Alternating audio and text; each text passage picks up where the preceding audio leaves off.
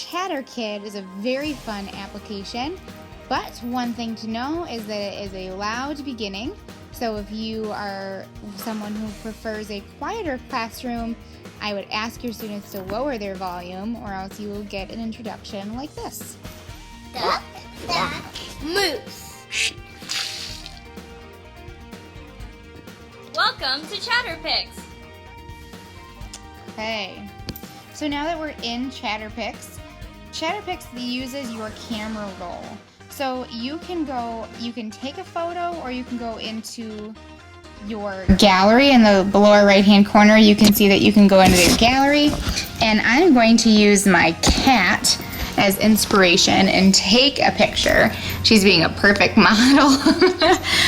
And now that we've taken a picture of her, we are going to draw a mouth. And so you can kind of see those dotted lines, and I can move them.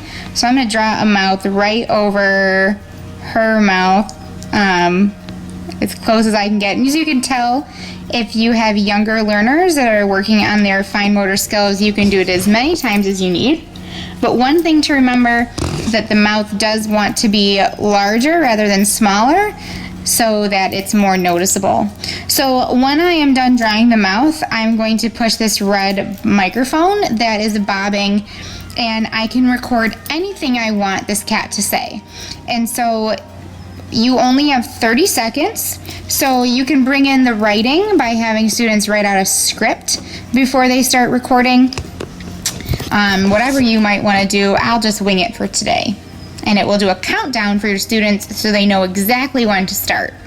Record in 3, 2, 1, go! My name is Giblet. I am a cat. I eat in the morning, and I love my toy mouse. I sleep all day and really enjoy my blankets. Okay, so you could say anything. So you could have your students practice in first person and third person. They could do research about a cat and share facts about a cat from a cat's perspective. The possibilities are endless with an app like this. So once we're all done, we can listen to it. My name is Giblet. I am a cat. I eat in the morning, and I love my toy mouse. I sleep all day and really enjoy my blankets. So you can see what it is, and if you don't like it, you have the red microphone button there to re-record. But if you are good, in the upper right hand corner, you can hit next. And of course, you can decorate this video as much or as little as you want, adding stickers, adding frames, adding text. Maybe we want to add a title to this.